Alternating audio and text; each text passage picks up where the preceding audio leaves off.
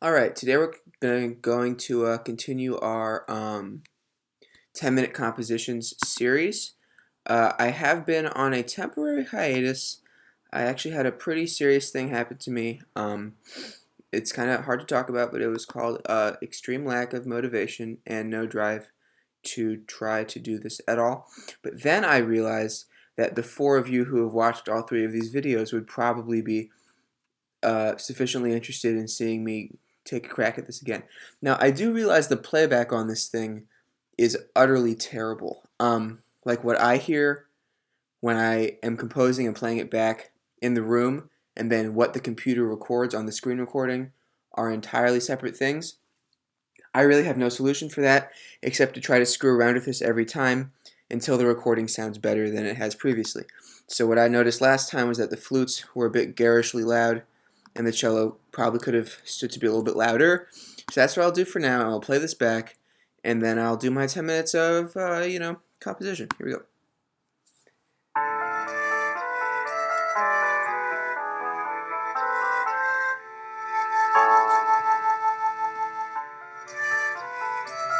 Move that out of your way.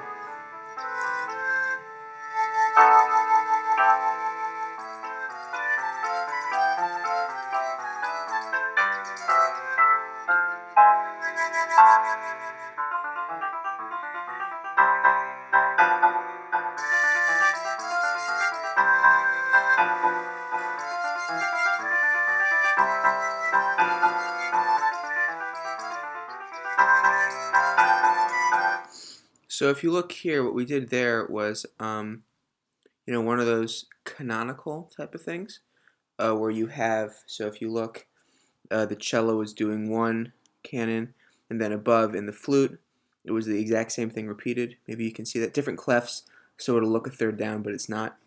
Um, but I am going to continue. So it's 11:47, and we're going to go for 10 minutes. Let's see if I can continue this canon for a little bit longer. So, no, I lied. I don't want to. So we're not going to do that. It's 11:47. Here we go. Let's hear right from the end there. So maybe 18.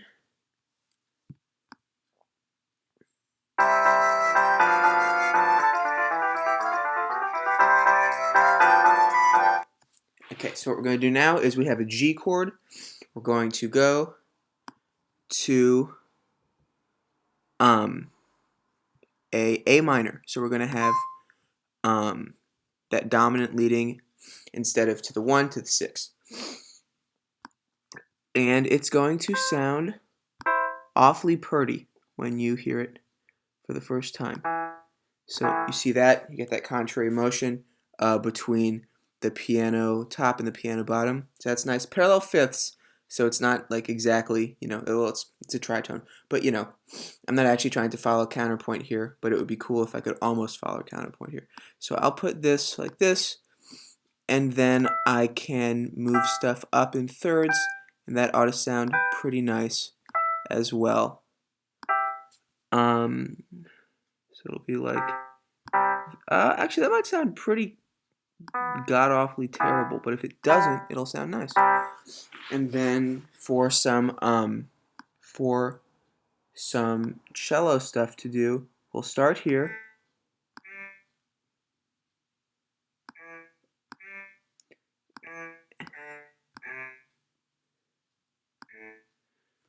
Okay, let's just hear what that sounds like before I dilute myself into doing more of this.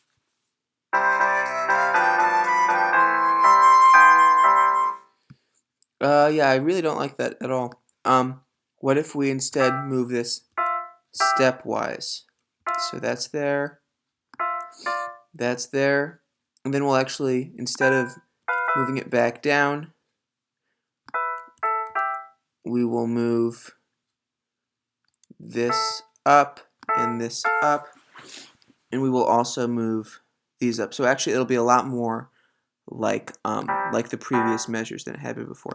Now you'll notice, if you were paying very close attention, that I have been taking absolutely no care to what I'm doing compared to the other videos, and that is because I've completely forgotten this composition in the time that I've been gone. I have almost no recollection of what I was trying to do, which you don't want. You never want that. Don't have that happen to you, because as you can tell, it's really hindering the experience for the 4 of you that watch all of these videos. So you're just gonna want to think about that when you try this experiment for yourself, which I still recommend, but not really as a very noble source on the matter. Okay, so here we have an A, a B diminished, a C, and a D minor. So we will make this an A up top, go to an A flat, to a G, to an F. Let's go to 21. Yep, that's what I wanted. And then we will have a C chord right here. Da, da. And then we will echo that here, but we'll have a nice fat chord here. I know you guys are just gonna freaking love it. You're just gonna say, oh my god, it's so freaking beautiful. And then we'll just continue that diminished chord down here, but first putting a C right here. Ooh, that'll sound really nice. And then just continue this huge freaking diminished chord that you're just gonna love. You're gonna love it to death. And then we will have a little bump, but right, 1, 2, 3, da da da da da da da da da da.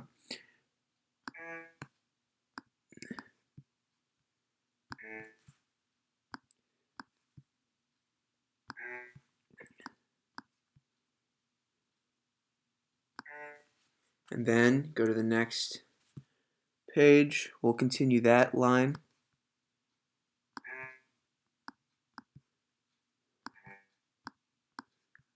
Oh, that'll sound nice. Now the bottom of the range of a cello is the C below this E here. Okay, so here we have a C major chord. What did I have before? I had a B diminished, which is a dominant. I had a G7 B diminished, whatever you want to call it, which is a dominant to the C. So we'll use that. And then what we'll do is we will just do the circle progression. So we'll have an A minor here, and we'll have a D minor, if I can click it correctly, and then we'll have a G major, and then to really screw with your mind, we'll put a 3 dominant, and that'll of course go back up to the A minor at the end. And I have 4 minutes. Holy shit, that flies. Okay, now we've had our line here, which we can continue for at least a bit. So that D will go to a C, we'll go to a B, we'll go to an A, we'll go to an F, we'll go to a C, yeah, for a D minor 7, we'll go to a B, we'll go to a C, we'll go to a, yeah, keep it really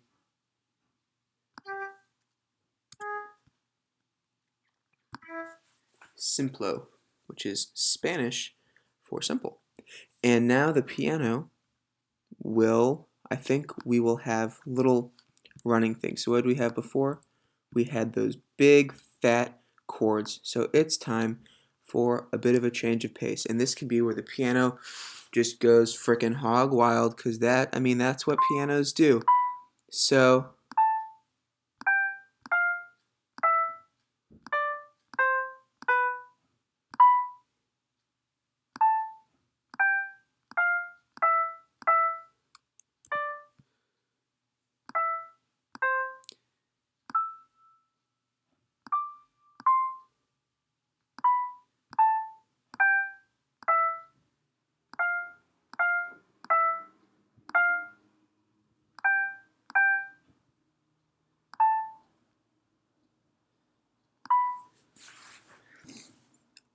I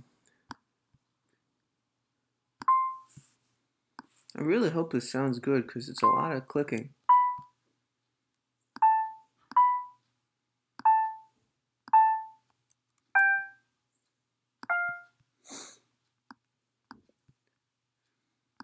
I'm running out of time. This is terrible. I should be more vocal about what I'm doing.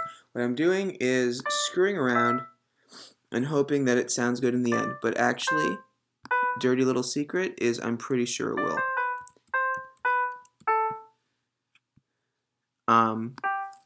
That is, of course, a G sharp because we're on an E7. Now, the deal is a B diminished, an E7, a G7, they're all basically the same chord because they are all tritone substitutions of one another, or their tritones are a minor third away, which forms this diminished chord right here.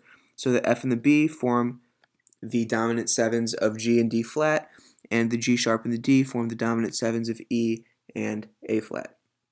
So that is your fun music theory fact of the day from yours truly.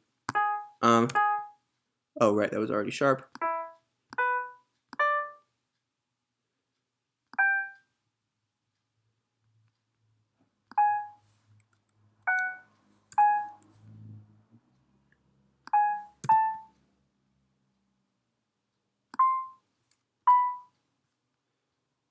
And then we will do that. And I have 1 minute left to fill in all of this. So what we'll do is we will do your classic, Oompa Loompa bass.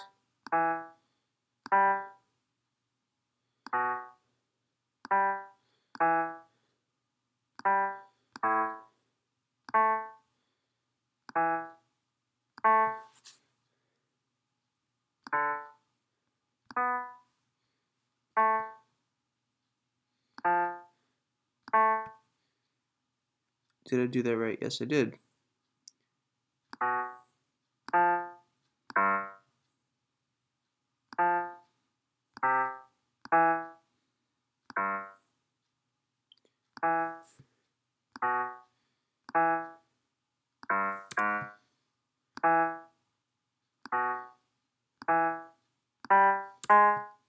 Change it up a little bit. And then we need an A in the middle of that. And that will be our composition for right now. Let's hear it back. It's 10 minutes done. From the beginning.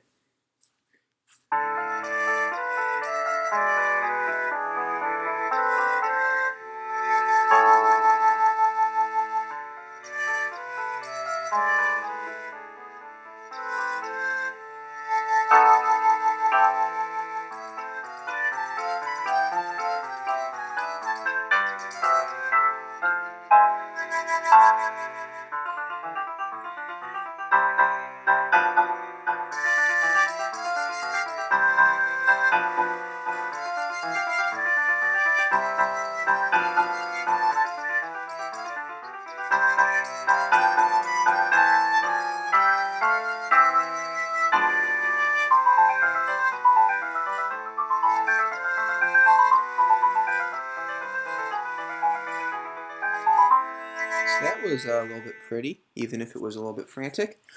We're done, boys. We're totally done. I'll see you guys next time. All four of you. Actually, one of those views is usually me, so all three of you. And have a happy New Year.